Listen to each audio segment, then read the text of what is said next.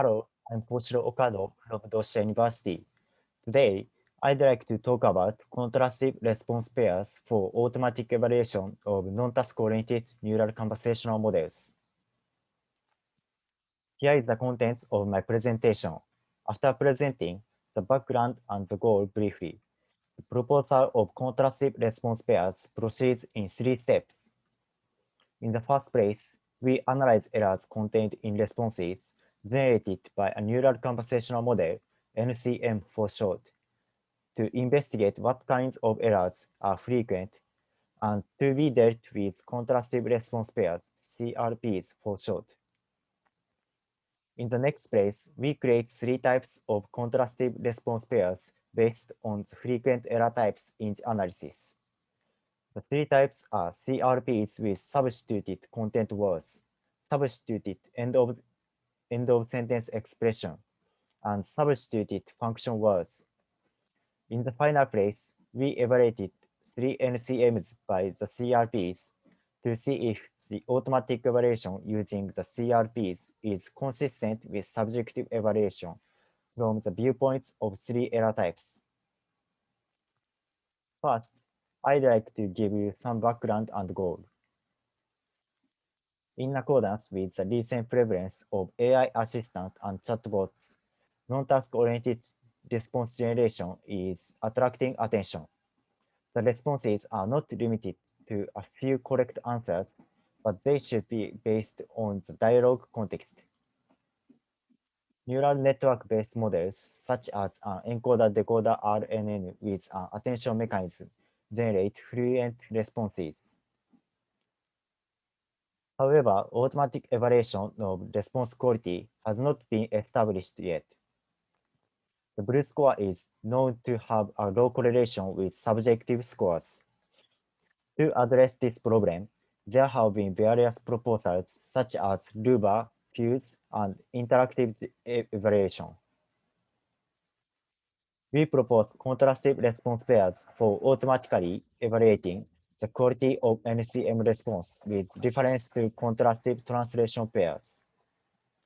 Contrastive translation pairs is a method to assess how well an NMT model represents specific linguistic phenomena proposed by Senrich in 2017.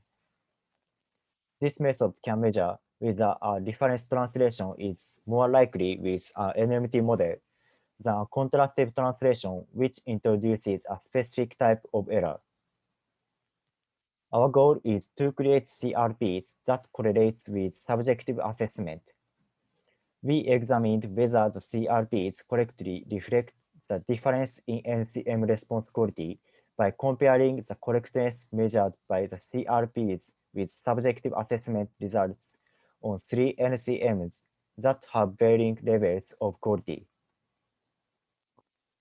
At first, we analyzed errors included in responses generated by a typical encoder-decoder NCM to extract measure error types. This slide describes corpus and NCM used in error analysis.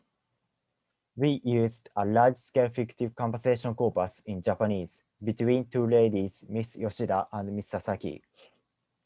This consists of 1.68 million fictive conversations compiled by 200 cloud workers. The characters are kept consistent among the cloud workers by specifying detailed personas across 80 items. Next, the NCM used for the error analysis is a GRU-based encoder-decoder RNN model with an attention mechanism. The inputs for this model are Yoshida's and Sasaki's previous utterances with 2 encoders. The output is Yoshida's response. This model was trained by teacher forcing with a cross-entropy loss function. We analyzed 3,000 responses randomly sampled out of the validation set. The error analysis was specifically conducted by 3 of the authors as follows. The first is rating each response as natural or unnatural in its dialogue context. The second is negotiating with each other to unify the error classes and criteria. As a result, we define 10 error classes shown in the table. The third is labeling the unnatural responses into one of the 10 error classes. Now let's see the results of error labeling. On average, 41.9% of the responses were classified as unnatural. Among the 10 errors, the most frequent was contextually inappropriate content words ICW, which occupied 28.9%.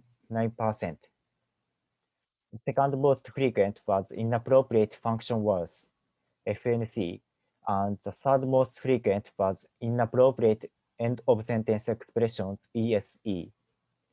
So we decided to create three types of CRPs to evaluate performance in terms of the three most common errors. Next is about creation of CRPs. The first type is CRPs with substituted content words. We designed this CRP type for assessing how well an NCM selects contextually appropriate content words. The table shows an English translation of an example in Japanese. Two ladies are talking about food, and Miss Yoshida asked Miss Sasaki about favorite ingredient for miso soup.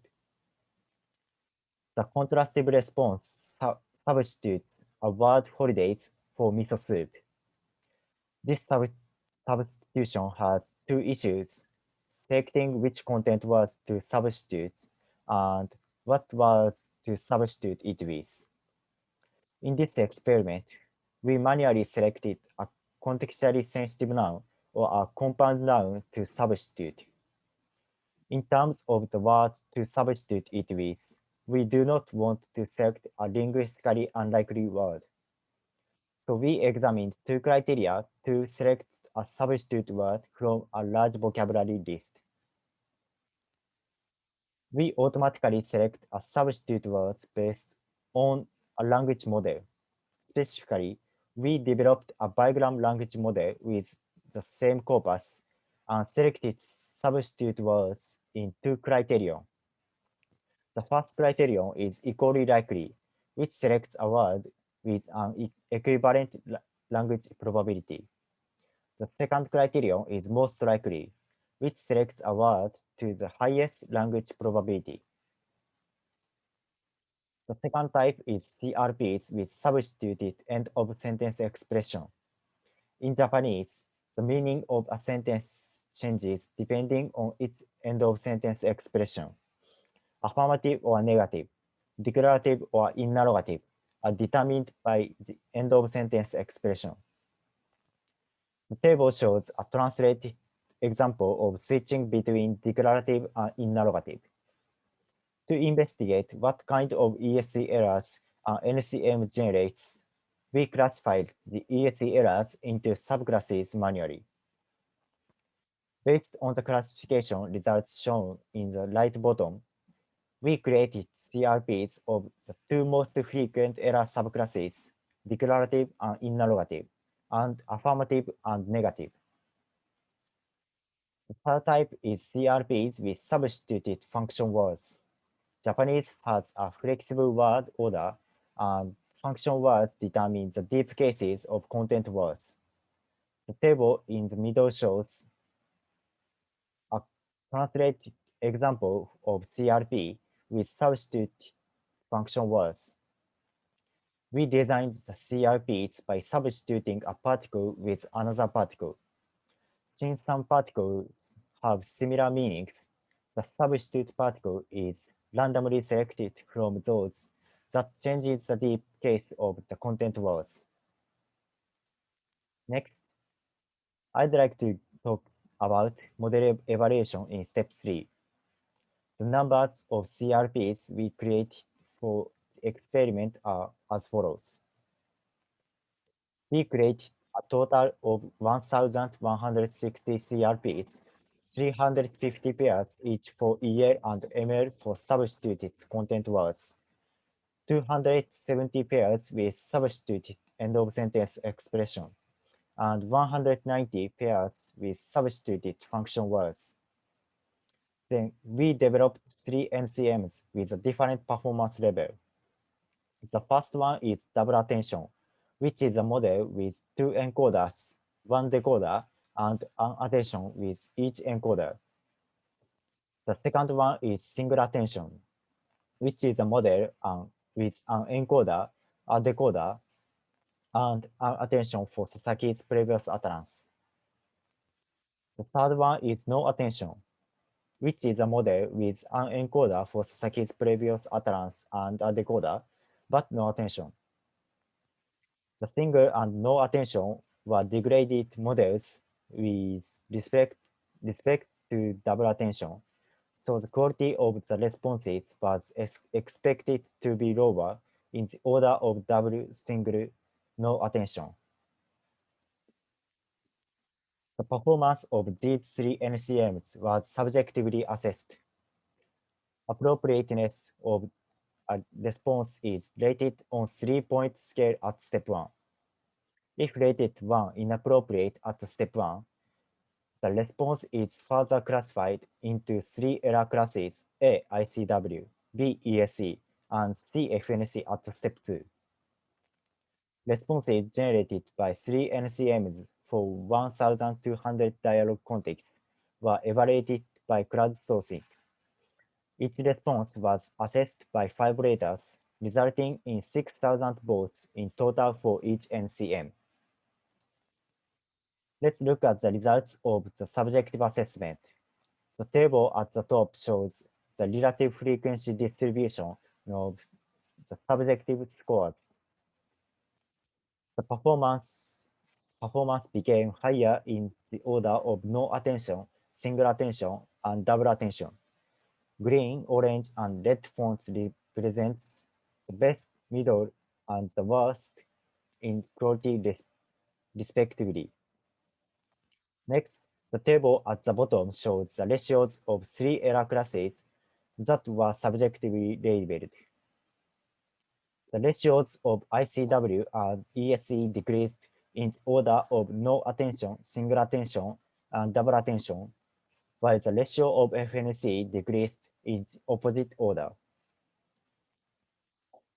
Finally, this table shows the results of automatic evaluation of using CRPs.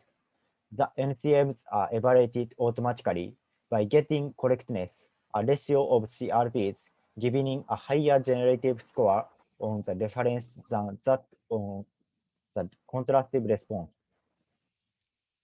The table shows the correctness that each model gives to the whole set and subsets of CRPs. The correctness measured by the whole set ICW based on the email criterion and FNC are consistent with subjective assessment. ICW based on the EL criterion is inconsistent with subjectively labeled ICW errors. We consider that EL was too easy for the NCM to select the right answer, and ML was better suited for automatic evaluation. For the ESE set, the correctness is partially consistent and partially inconsistent with the subjectively labeled ESE errors. I will conclude my presentation. We propose contrastive response pairs, CRPs, for automatically evaluating the quality of NCM responses. Three types of CRPs were created on the basis of error analysis. The correctness given by automatic evaluation with the CRPs was mostly consistent with the results of subjective assessment. Future work will include increasing the size of CRPs, creation of CRPs automatically, and increasing the number of NCM used for the experiment. Thank you.